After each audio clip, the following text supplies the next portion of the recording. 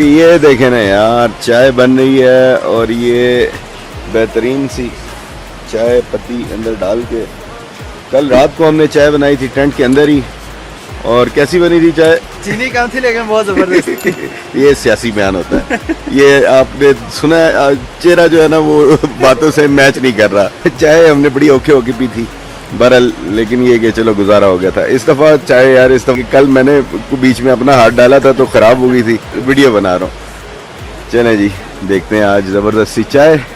और ये तो बहुत सारे फूल, ये है जी गेस्ट हाउस और इसके पीछे है ये इनका मेन जो इबादत का जगह है वो है गेस्ट हाउस, जहाँ पे जिसकी कह लो कि पार्किंग में हमने कैंपिंग की है तो वो है। ये है अपना शहजादा, इसकी भी सेटिंग करनी है अब। चले जी, ये अब सारी चीज़ें यहाँ पे हमारा कैंप था जो कि हमने उठा लिया, सारा कुछ पैक करके सब कुछ माउंट कर लिया है बाइक्स पे और यहाँ से हम जाने लगे हैं। ये पता करते हैं अल्ताफ़ से भी कि कैसा रहा रंबोर का फेस्टिवल। बहुत अच्छा मज़ा आया और किया और सही है। और फैसलाबाद से सर आपकी राइड जो है वो कैसी रही?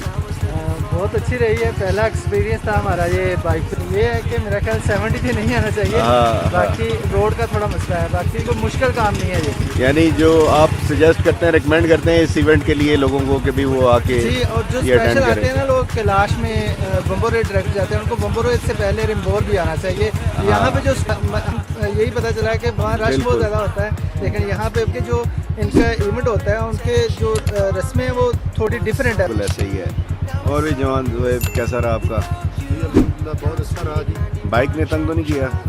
नहीं, बाइक ने तंग तो नहीं किया, लेकिन 70 पे नहीं आना चाहिए क्योंकि जो रोड की कंडीशन है उस हिसाब से 72